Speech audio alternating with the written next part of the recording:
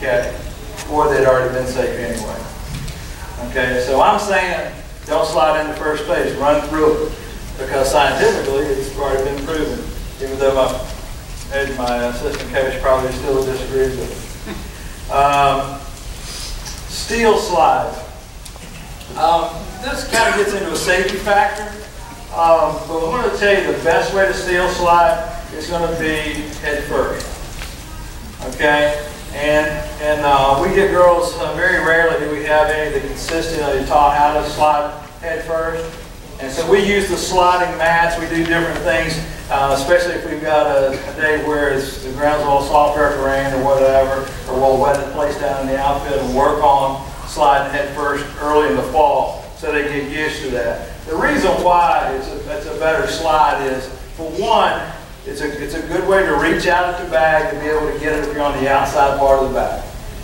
Okay? The other thing is your whole body has to get down to be able to make the slide, so it's a more difficult tag position for the middle infielders. Okay? Anytime we come in the back and we're had our feet up, very rarely, how many times do you see girls laying completely down on their back trying to make that tag, okay? Or try to grab the bag, okay? Generally, they're up, and you watch the number of times that they get called out because they're being tagged because they're in a sitting position versus down. Okay? So, use that and try to focus on that. And remember, it's one of the things that happens and where they get afraid of it, you've got to teach it as a low, low go. Okay? So when they start sliding, they should be low, low, and then go down on the ground instead of taking off like Superwoman. Okay? So they're not going this way. They've got to think low, low, go. And that's going to come natural to them, and they're going to be fine. They're going to find that that's actually, in my opinion, as long as you're staying to the outside, it's a safer way of sliding than it is to go feet first in a lot of cases. Okay? So that's our steel slides, and that's what we do there. Base hit slides, preferably we want to kind of go into a pop-up slide. We've got to be able to read the situation. If it's going to be a close tag play, we may want to go head first. If it's a base hit, we're coming in a second, we see all we've got to do is stop there. That's a good time to be able to learn how to do a pop-up slide, feet first, go in, hit the base with your either foot, whichever one's comfortable, and come up into a standing position. It's critical to be able to do that when you've got runners going on because of the overthrow situation. It drives me crazy when we get, for no reason, we're laying on the ground and the ball gets away. Okay? So they need to understand that it's really important from a base running standpoint to know which slide to use. Okay, when to use the pop-up, when to slide head first, when to hook slide. Okay, so those are important things for you guys to work on and teach. Sliding into home, I'm always feet first, the back side, or whatever side the catcher gives you. Okay, sometimes the catcher will line up on the outside of the foul line, and they're going to give you the front side. If they do, they're creating havoc for themselves, in my opinion. But also, you have to be able to read that as a runner to be able to go to the front side. Okay, because what's going to happen is the ball is obviously coming from the infield most of the time. It's very rarely is it coming from foul territory. And so you got to take what the catcher gives you. But it creates a tougher slide to the front side than the back. 90% of the time, 95% of the time, you're going to get the back side. And you want to go feet first. We just don't want to take that chance with the gear on. Catchers are generally a little bit more brave with the gear on. And you know, you can actually get hurt on doing that. Rounding bases.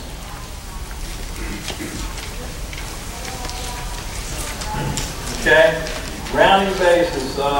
Let's just go back to number one, what we talked about, that same type of angle. I think what happens is if we don't continue at the same pace. If you have an infield that has grass to the outside, okay, make sure that you try with your team to see if they can stay inside the grass in foul territory, just as a guideline. See if they can make that without floating all the way to second base or into the right field or in any of the other bags. And once they start to feel that good turn at first, hopefully they'll mimic that turn every place around at every bag. Okay, second, third, and coming into home. Okay, so it's the same deal, taking the question marks out of it. okay? And that's kind of important. And really, I mean, just old school conditioning can do this right here, right? You do it at the end of practice, making sure, don't, you know, and we do this a lot. I've seen, you know, you'll say, okay, we're going to do 10 singles, 8 doubles, whatever it is, you know, you're doing it at the end of practice, you know, you're doing a little bit of conditioning. And how many times coaches just go over themselves and start talking, and they're not paying attention to what's going on. So pay attention to what they're doing, okay? Utilize that not just in a conditioning drill, but utilize it in a base running mechanics. Make sure they're doing it the right way, the way you want them to do it, okay? Because that could be a great teaching moment that you missed.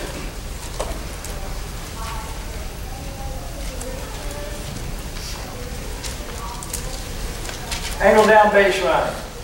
One of the most underestimated situational base running skills that can win a ball game. It used to drive me crazy. We played fast pitch, and you get guys that are baseball guys that are used to, you know, they've got a lot further to run, and you're trying to teach them how to play the fast pitch game, and you get a ground ball, slow ground ball in the infield, one that they're not necessarily going to go in baseball, but they need to be ready to take off on from 60 feet in fast pitch, and they just don't know the skill. Okay, very rarely do we get kids that have this skill down. Okay, and basically what we're talking about angle down is obviously it's a situational deal. Okay, what is you know, who's at third? What is the situation? Is it 2 outs versus 1 out? No out? What happens with the ball? So the angle down part of it, if you don't get that piece of it, is in the ball's hit. The ball goes down at an angle. If you already have that prepared, angle down, you're going to go. In particular, one of the best times to do it when you've got first and third. Okay, because you're going to start, even if you happen to get thrown out at the plate, you're going to end up back in a first and third situation anyway. Okay, why not just go ahead and take off of the plate and make them catch and tag versus just standing there and throwing the ball across the infield. You're creating them to make an adjustment from a defensive standpoint. So first and third, I would almost always go, you know, no matter what the speed is. Because the chance of them being able to make a catch and a tag and then turn around and still be able to get first is slim to none. Okay? All right, so first and third, look at angle down as a great situational play and practice that, okay? Stand there with balls, have what we do a lot of times is we'll have runners at each base, okay? Runners at first, we're going to have a pitcher, okay? And then at first, everybody's going to work on straight stealing. And then at second, they're going to work on the ground ball hit to the shortstop, which we're going to talk about here in just a second, I believe. Okay? All right, yeah, it's the next one, actually. Okay, and then the runners at third are going to work on angle downs. Now that's 3 separate things we're working on. We're going to work them all at the same time. We have a bunch of people standing around. So I'll just stand there with the shortstop out there, and I'll hit every now and then. I'll scream a line drive out to the shortstop. Okay, so they got to freeze. Okay, or I'll pop one up. They know to sit back and wait. As soon as they see angle down or the slow ground ball hit towards the shortstop or second base, then they're going to take off. And so it gets implanted in their head. We're pretty good 3 minutes. By the time we get to the 3 minutes. Game time. So depending on who's on base, that obviously affects our speed and making sure we're reading that hit ball. And that's why I'm standing there doing that, hitting that ball. Runner at second, same thing we just talked about. They're standing at second base, being able to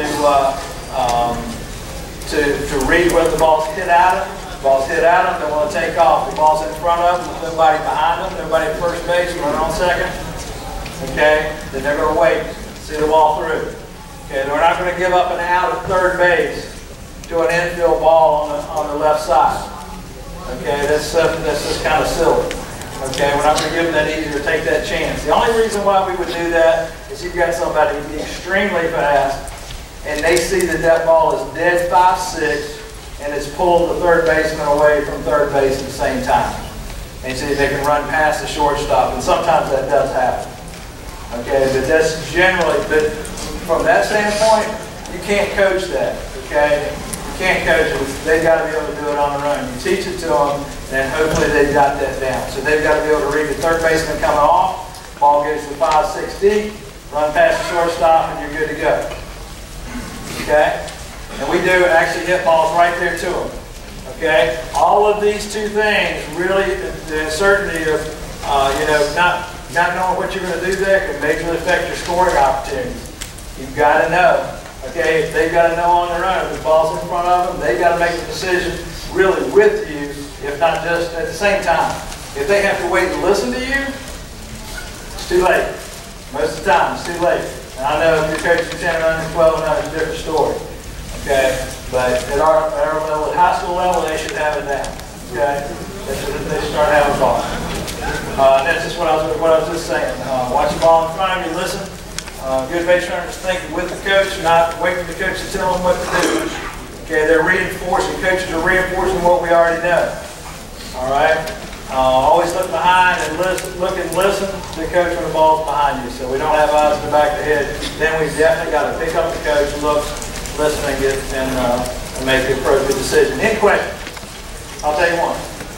Yes, sir. You like to head first. Do you encourage them to carry their gloves with them, protect their fingers? From a slide standpoint, I don't, but some of them do. Okay? He's talking about holding your gloves once you get to first base. Keep your hands tight. I don't. Whatever they want to do. All right? Now we're worried about getting to first and second. Take it over,